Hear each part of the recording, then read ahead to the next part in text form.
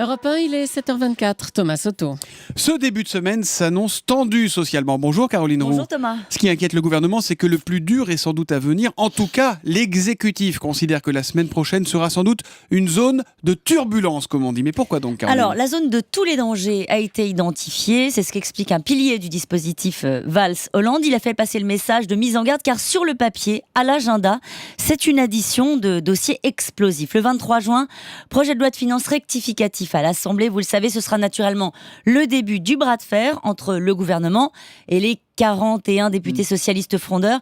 Ils projettent tout simplement de soumettre au vote des amendements contre l'avis de l'exécutif. Dans le même temps, ce sera le début des discussions au Sénat sur la réforme territoriale. L'un des dossiers, sans doute, vous le savez Thomas, les plus éruptifs du moment dans les deux assemblées. En même temps, une partie de la gauche va donc jouer le rapport de force avec l'exécutif.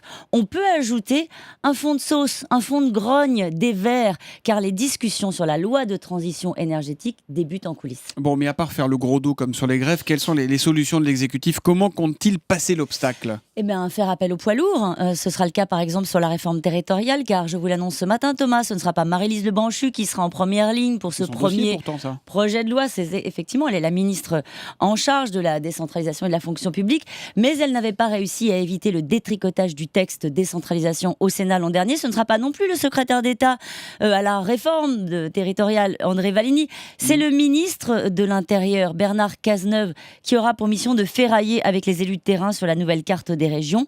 Il a, c'est vrai, dans son portefeuille, les collectivités territoriales, et c'est l'homme de confiance du président, connu pour son habileté politique. Il aura donc pour mission, comme le dit d'ailleurs un conseiller du gouvernement, d'éviter qu'on finisse avec une France Frankenstein, c'est-à-dire couturée de partout. Bon, cela dit Caroline, colère politique de la gauche, ça reste plus facile à anticiper que la colère sociale. Alors, vous savez qu'il n'y a pas de météo très fiable en la matière. Il suffit de voir, malgré tout, le ton grave utilisé par Manuel Valls devant sa famille politique ce week-end pour mesurer les craintes du gouvernement face au risque politique de coagulation des colères. Avis de gros temps sur la majorité, ça secouait déjà pas mal. On risque de passer à la tempête, nous dit Caroline Roux, météorologue toujours très précise de la vie politique. Ah oui. L'info politique de Caroline Roux, c'est tous les matins à 7h25. Allez, à demain. Sur Europe 1. J'espère que Cabrol va pas grogner, parce qu'il pique un peu son boulot là.